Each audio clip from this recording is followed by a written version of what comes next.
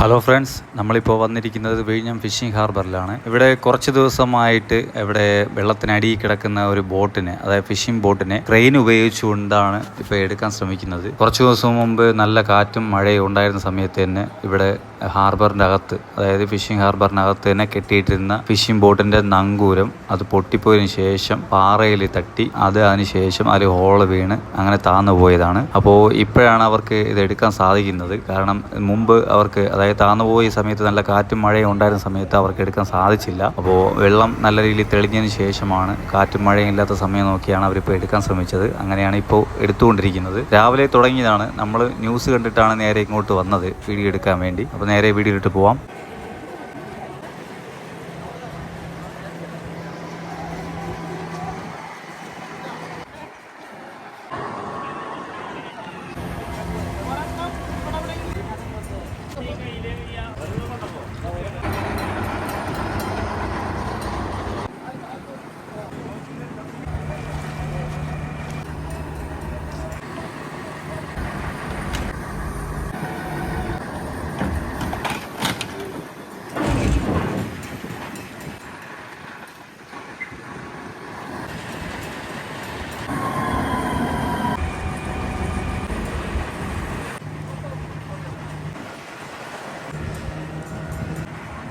നേരത്തെ പൊക്കിയപ്പോഴത്തേക്ക് ബെൽറ്റ് പൊട്ടിയായിരുന്നു.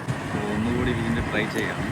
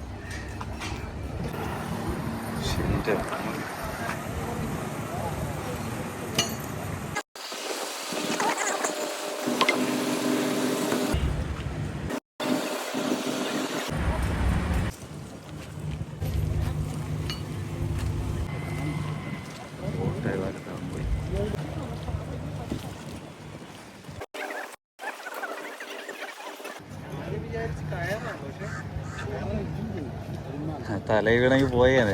ഞാൻ ഓടി, ഞാൻ അടുത്തായിരുന്നു ഇവിടെ.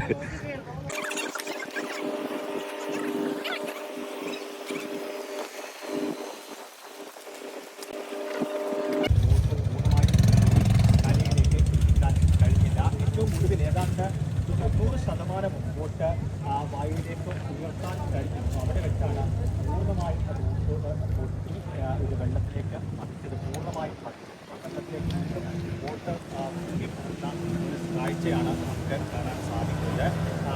ഏതാണ്ട് 10 അടി താഴ്ചയിലായിരുന്നു. 10 അടി താഴ്ചയിലായിരുന്നു ബോട്ട് ഉണ്ടായിരുന്നത്.